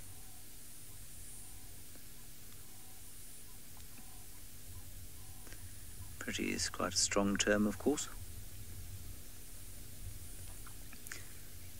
She looks very relaxed. Yes, I believe many of you are going hurrah and yay, because my afternoon is now, well, if not complete, certainly some way to being slightly fuller than it was a little earlier. Now, I suspect that the fact that there are no hyenas at the den has everything to do with the number of lions that there are close by, and I'm pretty sure that all the cubs are inside, cowering, or thinking to themselves how clever they are for avoiding the lions, and then the adults will be scattered about the place, quite probably all of them quite close to the water holes. We are quite close to twin dams, and that's where Pretty is lurking at the moment. Probably had herself a bit of a drink. It was quite hot today. It wasn't very hot, but quite hot.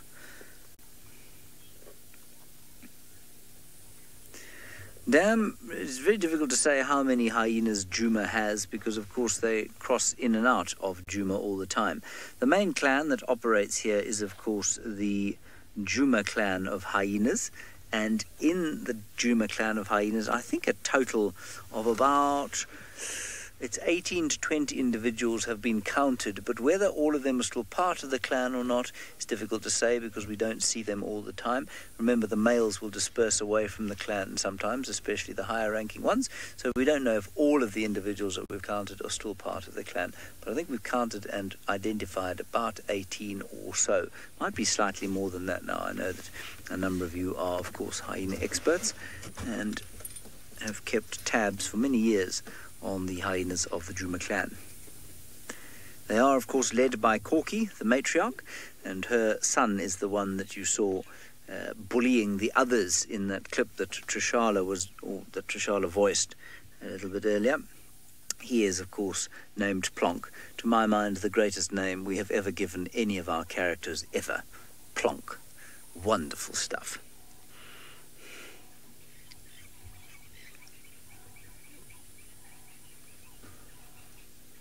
Shelley, also, I'm afraid, impossible to tell how Pretty got that nick in her ear. It could have been from another hyena, it could have been from lions, it could have been from ticks, it could have been from anything. But most likely a scrap with another hyena, I suspect. Or she's just got a very progressive jeweler that she goes to see from time to time. Maybe the same person who does her tattoos for her. She looks like she should have tattoos, don't you think, Craig? Oh, there we can hear some thunder coming in. As Craig says, possibly, yes, she could do with a tattoo or two. Not sure what she'd have. Or the name of her cubs. And then Djuma clan forever written across her forehead, something like that, perhaps. Alrighty, let's go back up to the Marsi Mara, where Isaac Rotic is making his studio debut. I hope he's enjoying it, as I'm sure you are.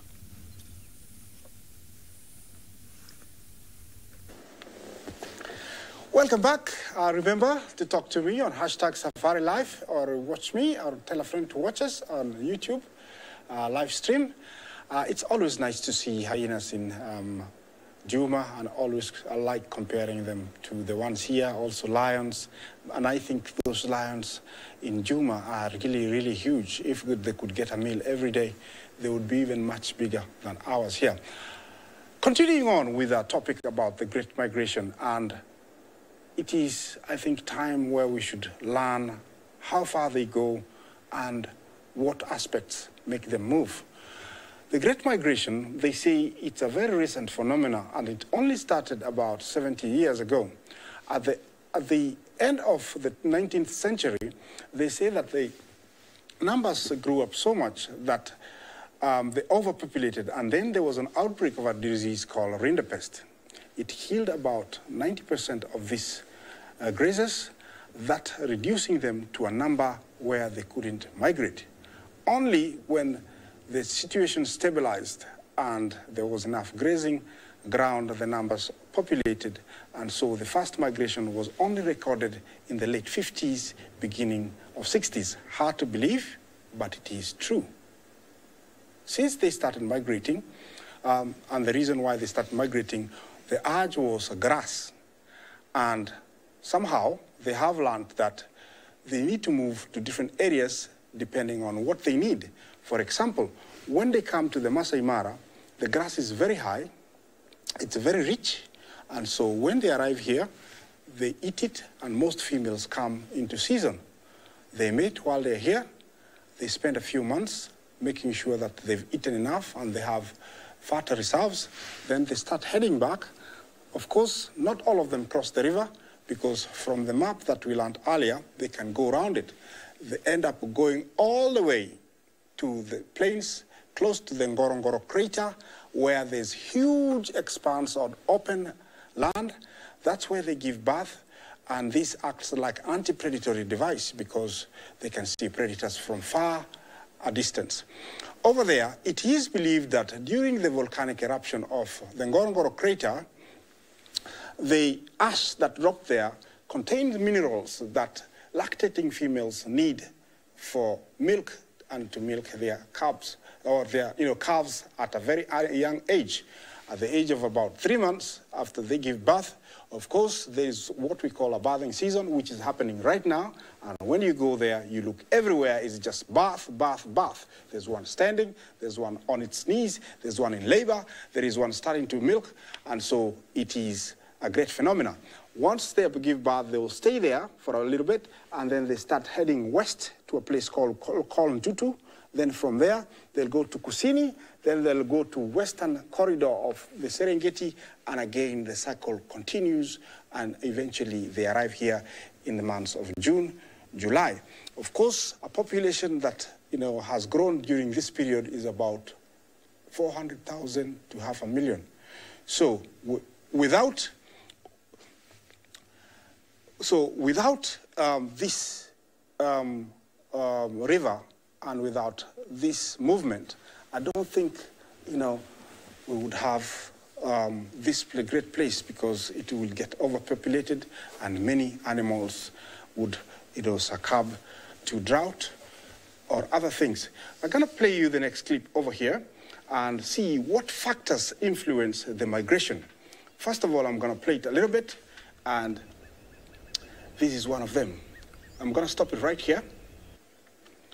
You saw the river, and if we show you the river right now, please, Manu, my cameraman, we can show you the river, and that is the exact spot. This is here. Sorry, there's something on our camera that's by the river, but this is the same section. You can tell that it's not flowing like we saw earlier. So if they came right now, they'll just walk across. Let's go back to our clip.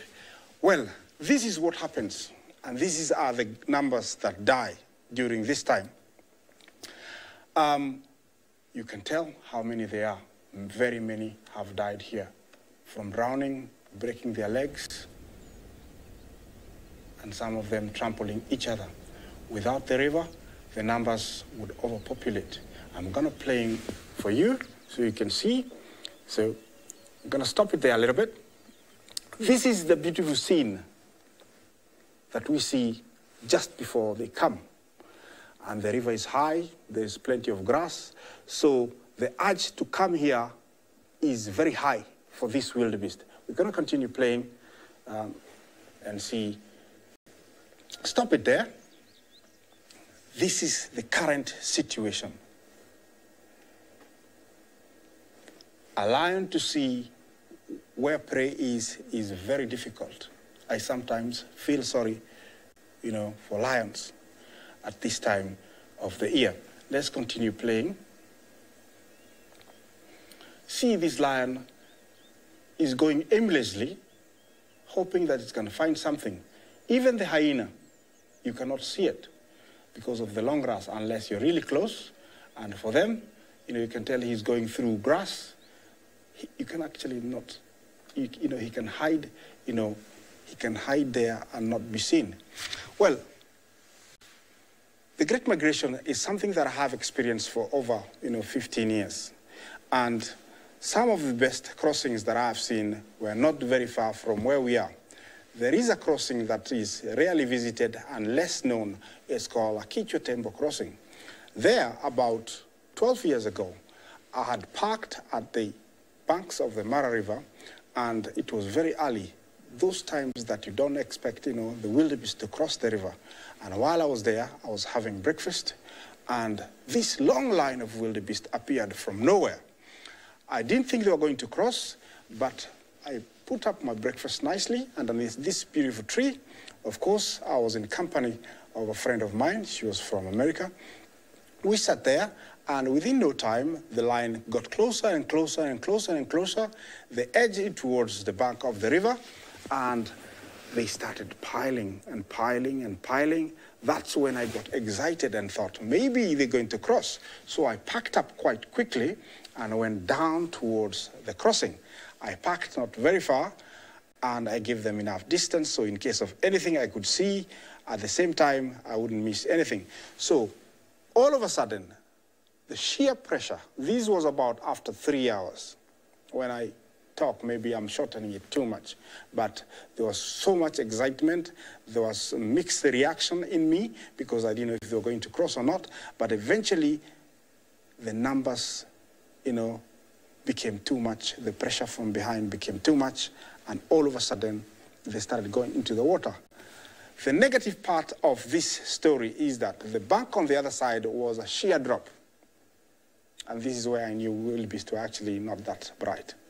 They got into the river, and they started going in. All of a sudden, the ones that were in front realized that the bank was a sheer bank on the other side. So they started piling. They piled. Eventually, the river started being diverted towards where I was because most of them were on the other bank. The last few that every time got into the river got washed away. They got washed away, one after another, got washed away, one after the other. All of a sudden, they started swimming downwards and upstream, and then they found places to cross. Well, very many died. It was an amazing sighting. The next day I came, and downstream there were over 30,000 that were dead. That is my experience with the crossing.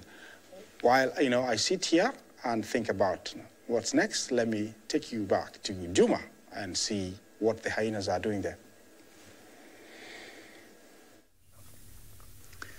I must say it's wonderful having somebody who has seen so many migrations sitting in the studio and talking about them. It's a great wealth of experience, of course, that Isaac and David bring to the Kenyan team and the team as a whole. Well, as you can see, Pretty is, not exactly dancing a tango. In fact, she's not dancing at all. She is sleeping. And I think you'll probably find that hyenas, Pretty included, do as much sleeping as lions do if they can.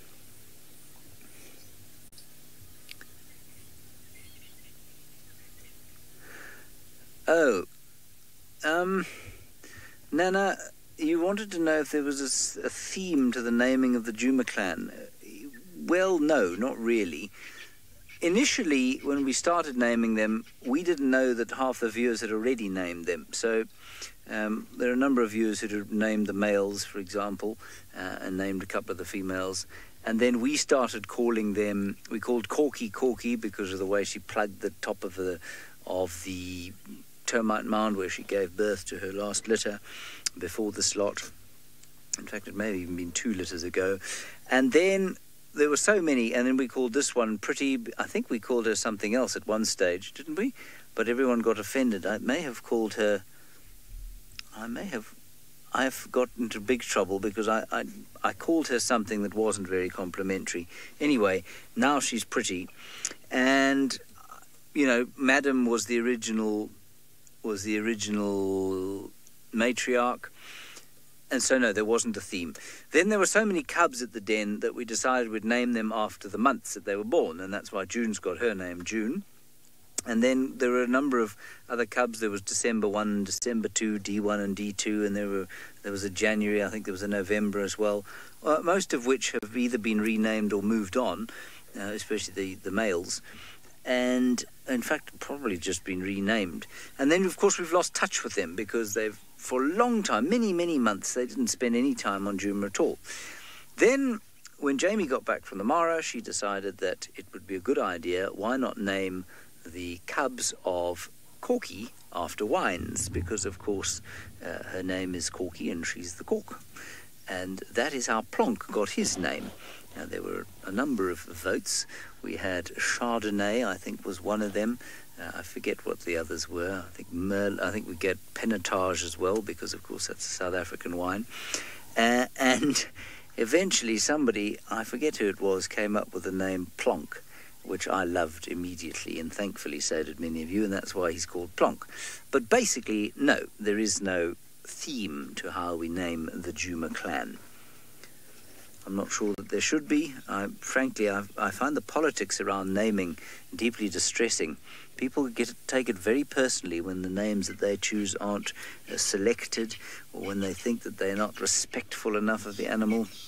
I remember when I called the young leopards of Karula, George and Charlotte. George, of course, became Hosanna, and Charlotte became, what was her name? Oh, I've lost her name now, as the radio's gone off in my head. What was her name? Shongile. Sorry, there we go. Shongile was Charlotte, and, well, I thought those were great names, but a number of people took a bit of offence to those. Anyway, Romit, you're wondering which is my favourite, the North clan or the Juma clan? You know, I'm going to say the Juma clan simply because I've spent more time with them. I'm sure that Jamie would have the opposite view because she's spent so much time with the North clan. But, you know, I've spent a huge amount of time sitting at the dens of these hyenas, and so I'm going to say the Juma clan is my favourite. But, of course, I mean, you know, it's very difficult to choose, and I wouldn't wish ill on the slightly less favourite one. But I will pick the Juma clan. It's also a quarter the size, which means it's much easier to understand what's going on in the Juma clan than it is in the North clan.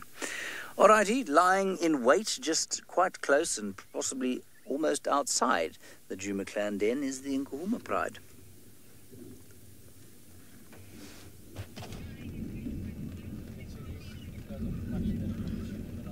I have just witnessed something here when you were away, and what happened is that when these lions started to move to the spot, one of the Mangeni males, he was left behind, and he was the last one to come and join the Nkuhumas. As he was coming, the Nkuhumas started growling, and that gave me an indication that the Mangeni males who are forcing themselves to the Nkuhumas are not yet well calmed.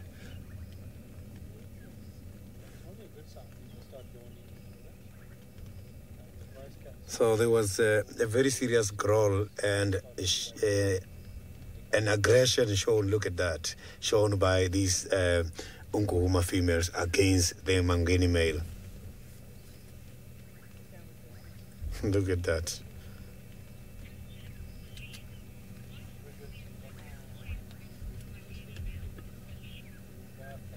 Colleen, the Avokas, the ones who must be responsible to kick out the Mangeni males. But what I have witnessed between the Avokas and the Mangeni males, I was on a sighting where the Avokas were feeding on a buffalo and the Mangeni males were there. So the Avoka males were just aggressive towards food. But when it comes to mating, I have never seen the Mangenis trying to challenge the Avoka males for mating purposes. Maybe because the Mangenis are being submissive when it comes to the mating activities, that is why the Avokas are not worried. Only if these Mangenis start to challenge the Avokas and fighting for the access to females, there I can guarantee you there is going to be big problems. So the membership to these kind of animals, such as the lions, it normally changes when there is mortality, when there is death, and when there is natality, when there is new cubs. Yes, there are instances whereby you will find males coming from outside coming to change the membership by joining the prize, but it's very rare.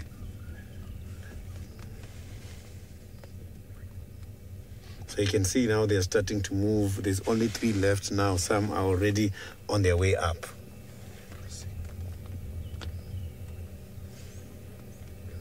Look at that. That was beautiful. So, no. So you can see this is the Mangeni male. So he's always left behind. So I'm very sure that also now he might stay behind again. So now let's go back to Isaac, who is by the studio. So I don't like to be indoors. I prefer to be out here in the wild. Well, it would be amazing to learn, what the Mangemis and the Avoka boys would do if they saw the migration. Well, I can't wait to see what our sausage tree pride will be doing when the migration arrives here and how the cubs react when they see their first wildebeest. While we talk about that, let's cycle down and see what the Sausage Tree Pride are doing.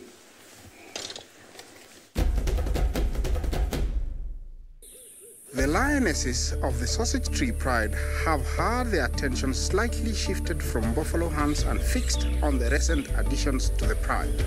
With 3 additional litters of various ages, the calves are quite a handful.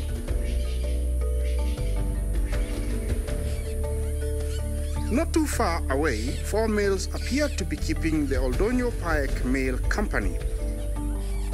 They are possibly younger members of the Oldonyo Pike breakaway pride and kept a safe distance from the older male, who seems to be content with his break from the cub chaos.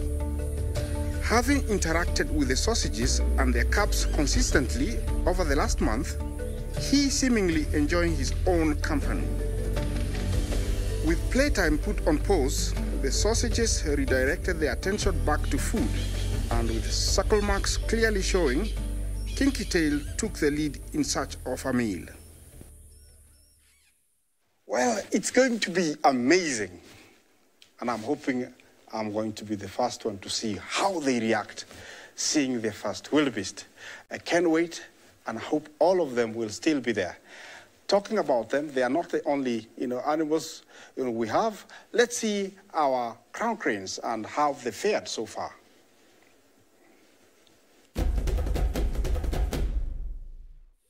The crowned crane couple were out and about for a midweek wander.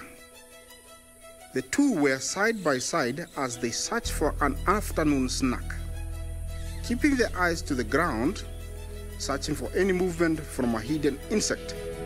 With little luck, the cranes began to look elsewhere for food. Omnivores, their attention quickly turned to the abundance of greenery close by, seeming satisfied with the assortment of grass on offer. Well, all these animals that you've seen are very important and play a very big role in my life and everybody in SafariLive. I hope they keep coming. I hope they keep migrating. And although they don't look and they are not some of the most intelligent and most beautiful animals, they play a very big role. On that note, let me stop there. On behalf of my directors, on behalf of James, Trishala, and Sydney, thank you for joining us. It was really nice, enjoying and sharing with you all about the dynamics that play around and go around with all the wildebeest and the wildebeest migration from the river, from the lions, from the cheetahs, from the rain, from, everything. From me, Isaac, and my cameraman, Manu, I say goodbye and see you next time on SafariLive.